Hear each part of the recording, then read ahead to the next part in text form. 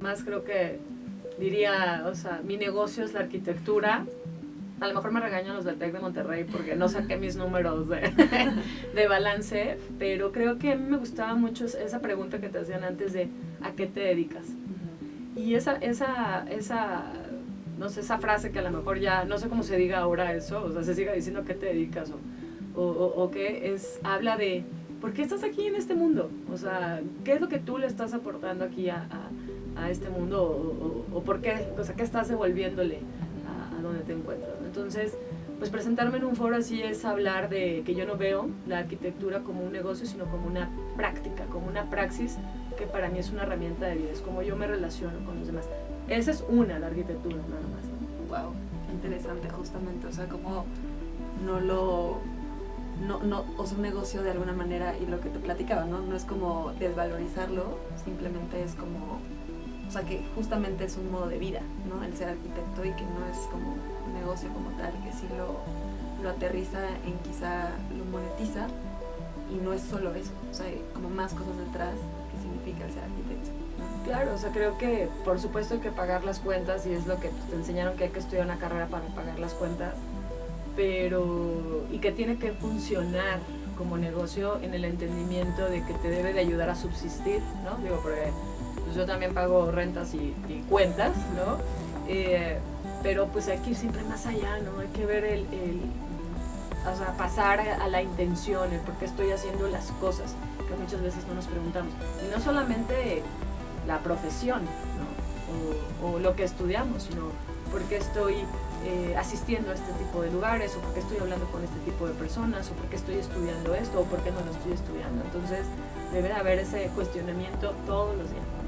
Justo, y ahorita que me platicas un poco el tema de que te gusta aprender todo el tiempo y estar como en diferentes temas que no solamente es arquitectura, justo era una de mis preguntas, que es ¿por qué tus estudios de filosofía en los últimos años? O sea, y cómo eso ha modificado tu pensamiento en tu hacer arquitectónico.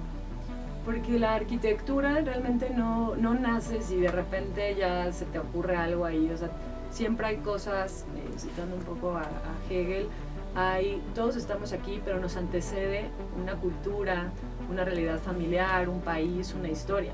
Tú no puedes desligar y ver a la arquitectura cuando tú piensas todo lo que afecta a la arquitectura en economía de mercado, en cómo se ve una ciudad, en cómo se sienten las personas, en lo que tú estás diciendo de lo que se está viviendo en esa época, ¿no? O sea, si tú lo ves como negocios, pues son pesos más, pesos menos, ¿no? Entonces, no puedes desligar a la arquitectura que proviene de un pensamiento. Y tú no puedes nacer y decir, claro, yo pienso y pienso bien, ¿no? O sea, digo, hay que un poquito leer yo la verdad no leo novela, no soy muy adaptada a leer la novela, ni libros de tipo ser líder y cosas así. Me gusta más el cómo es que pensamos y saber si estamos pensando bien, ¿no? Entonces ese acercamiento se me hace muy potente porque tú das por hecho que piensas bien. Entonces yo porque pienso, opino, yo porque pienso ego, algo, ¿no? Del hombre. Sí, porque bueno, somos herencia de muchos movimientos y el postmodernismo vino a afianzar esto y no siempre pensamos bien. Y no pensamos bien y también tenemos muchos sesgos cognitivos, ¿no? Por género, por familia, por raza, por lenguaje, por realidad económica, todo. Entonces, tú ves a Tom Main hablando, ¿no? Justo ayer de todo esto que hace, que es ultra tecnológico, y de repente ves a otros arquitectos que están trabajando con materiales reutilizables y demás, y son producto también de su contexto, ¿no? Entonces a mí me interesa cómo el pensamiento del hombre, ¿no? puede ser valorado y demás, y bueno, la filosofía tiene muchas ramas, pero no puedes desligar a la arquitectura de un proceso de pensamiento, no es algo aleatorio y algo porque se me ocurrió y todo, y en ese proceso de pensamiento también te puedes dar cuenta si eres un copy-paste de las revistas de tendencia. Wow. Wow. Entonces, pues el trend no, ¿no? Menos trend y más pensamiento, más, claro. más autenticidad, pero eso es un producto, creo que sí, de un proceso mental, o sea, un proceso que tú has logrado captar, o sea, real, qué es lo que quiero transmitir o sea, de un cúmulo de cosas, ¿no? Experiencias, pero, o sea, de ti como persona, pero que sí hacen tu arquitectura como un proceso mental y que no sea solamente copy-paste. Ya es un copy-paste o algo espontáneo, no es así, y entonces creo que eso es más importante. Y creo por lo menos desligarnos de la parte del fanatismo, ¿no? Es un poquito lo que comentábamos de esta parte de que la gente se fanatiza por alguien o por un grupo o algo, ¿no? Ay, soy fanático de tal grupo y no sé qué, ¿no? ¿Y por qué mejor no aprendes música? Sí, me explico. Entonces, yo en mi práctica, y lo dije ayer en el modelo disruptivo de negocios, pues yo no quiero replicadores. No me interesa quiero autores, quiero alguien, o sea, quiero que los chicos puedan hacer una crítica, porque mucha gente piensa que uno estudia filosofía para criticar a los demás, y ¿sabes qué es? Para criticarse uno. Y no nada más, es hacer un método, también hay que hacer un método para reforzar las cosas y abrirse a otras cosas. Te dices, pues no solamente es negocio, o no solamente es la revista, o no solamente esto, es contexto, economía de gente. Por ejemplo, me invitaron hace poquito de Oaxaca a un foro de salud, de espacios de salud. Entonces la clásica es, ¿no? Es que los espacios de salud pues generan compuestos volátiles y el ruido y entonces la luz y el material. No, le digo, oigan, a ver, sálganse de la visión antropocentrista, porque también hablemos de salud ambiental y también hablemos de la salud económica, donde tú implantas un edificio y a la gente que deja sin comer por usar un material u otro. Sí. Entonces sí, me explico, todo no es yo, qué bonito, no, pues hay que ampliar. Pues la filosofía te da eso, ves otras cosas que no veías antes. Y que sí creo que es como un tema hasta como personal y como impacta en tu hacer, pero sí de ti mismo, ¿no? Como persona. Exacto, es práctica. Y justo hablando de este tema del fanatismo, del top 10, la última vez que platicamos y que te planteé la idea de construir para la élite, pero no, es para las personas que pueden gastar, o sea, ves que platicamos y como no, es gente multimillonaria estadounidense, son personas que pueden gastar de 1 a 10 millones, todavía no llego como ese rubro. ¿Por qué seguir construyendo para ellos? O sea, ¿por qué no hacer la arquitectura inclusiva o romper con esas barreras sociales, que no exista una economía de por medio? Y también mi otra pregunta, ¿es posible eso? Eso creo que, vivimos para empezar, alguien que les diga soy un pensador libre, eso no existe. Nadie nace tabula rasa, todos traemos muchas, desde el inicio que tú aprendes un lenguaje, tu relación ya tiene una cultura arraigada. Entonces nadie nace hablando un idioma nuevo, diferente y con ningún pensamiento en la cabeza. De hecho, hasta científicamente la memoria celular de cómo planchaba tu abuelita la traes tú. Está comprobado en estudios, ¿no? O sea, entonces, hablar un poquito de este tema es que vivimos en un sistema, y hay que hablarlo, donde hay que pagar cuentas, hay que pagar impuestos, y estamos en un sistema monetario, ¿no? Entonces, si a mí me dijeron que la universidad, porque eso me dijeron, que cuando acababa la universidad era la forma en la que yo podía pagar mis cuentas, porque esta visión romántica pues no la hice cuando escogí arquitectura, porque aparte me inscribí en Derecho, quería estudiar Economía y también quería ser doctora. Entonces, esta parte no te la dicen, ¿no? Ay, ¿cuál va a ser tu praxis? O sea, no, es, oye, ¿cómo vas a ganar dinero? Ahorita están de moda los arquitectos, o ahora los influencers, o ahora sé chef, o ahora sé diseñador industrial, o sé contador, ¿no? Entonces creo que pues esta parte pues, no nace ahí, ¿no? Ya nace después. Y pues hay que pagar cosas. Entonces, ¿por qué le construyes a la gente que puede pagar? Porque pues, digo, también tengo que pagar materiales, y también mucha gente, o sea, en la escala económica también depende de mí, ¿no? Entonces, claro, si tuviera las cuentas, por eso digo, no hay filántropo más grande que aquel que tiene las cuentas llenas, porque es muy fácil ser Bill Gates y ayudarle a todo el mundo, ¿no?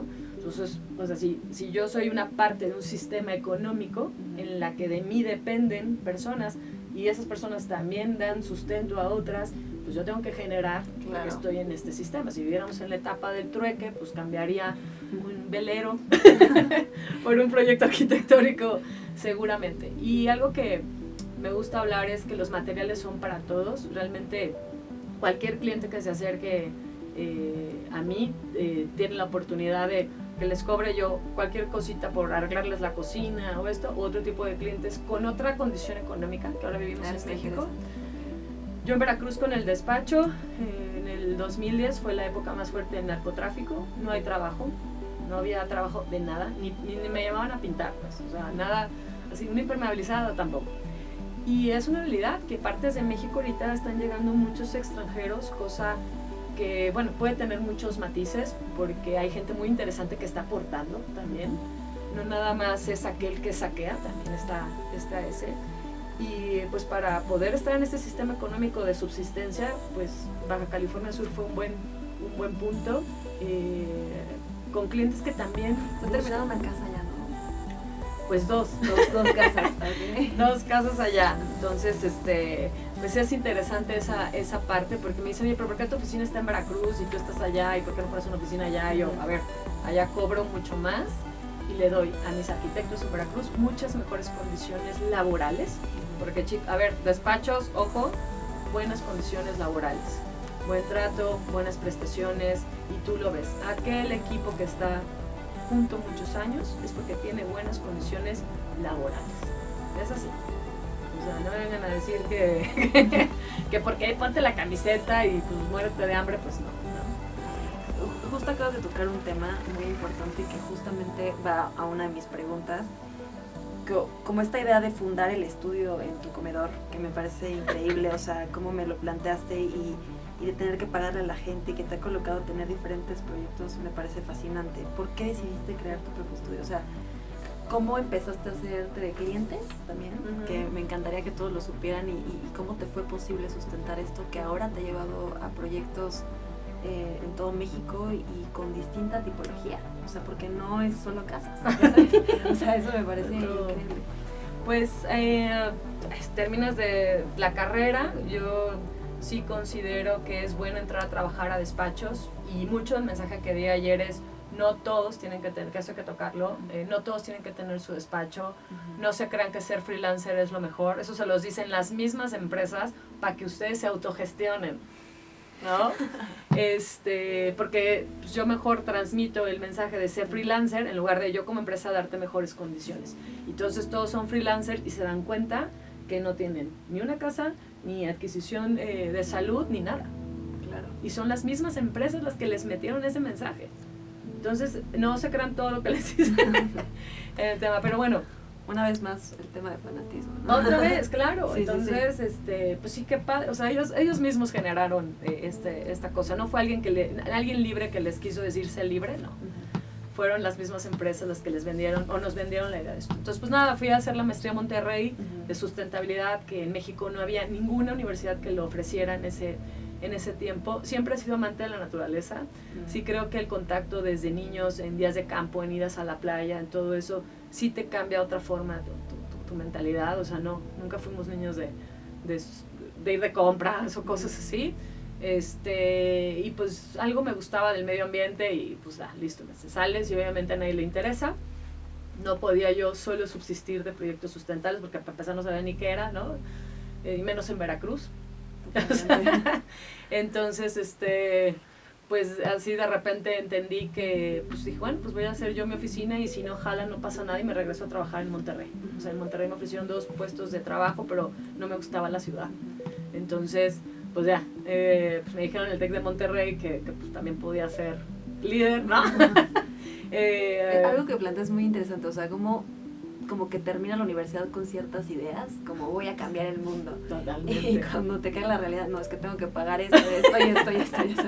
Entonces, justo, bueno, como que entendiendo igual tu proceso, al final fue como fundar, pero quizá en un futuro sí te gustaría plantear algo de...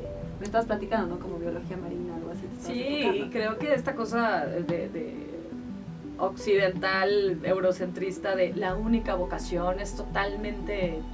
O sea, es un cuento. O sea, creo que los seres humanos podemos desarrollarnos en muchísimas cosas.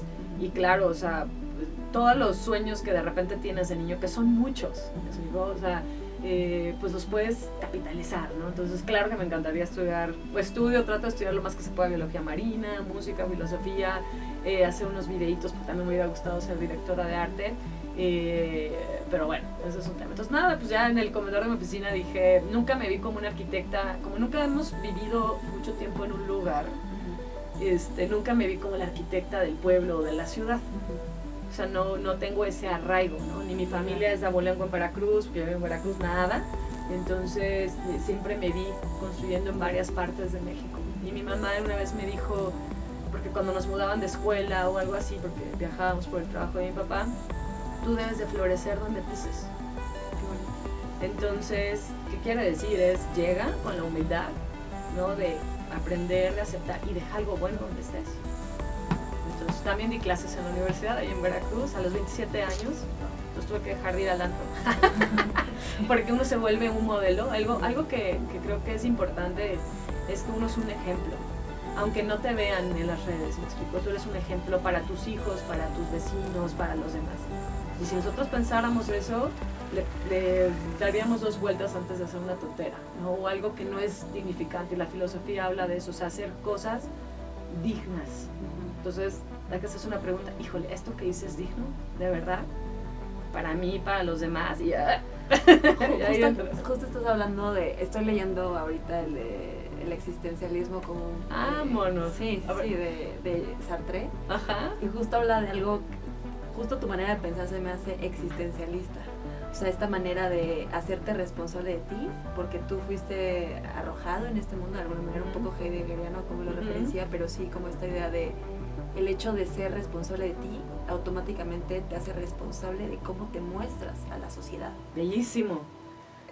Justo lo que platicas, y digo, está muy interesante. Y sí, o sea, realmente es hacerte partícipe por completo, y un tema que igual tocamos mucho, hacerte partícipe por completo de tu vida, ¿no? Y dirigirla. Y no ver o sea, sí ser observador de otra manera, pero me refiero como observador, solo ver lo que los demás hacen, no. Más bien tú actúa y acciona. Tu participación en este mundo, ¿no? Siempre estamos así de, ¿y qué me va a dar la vida? No, tú qué le vas a dar a la vida, ¿no? Entonces hay que cambiar muchas, no solo es la palabra, sino nuestra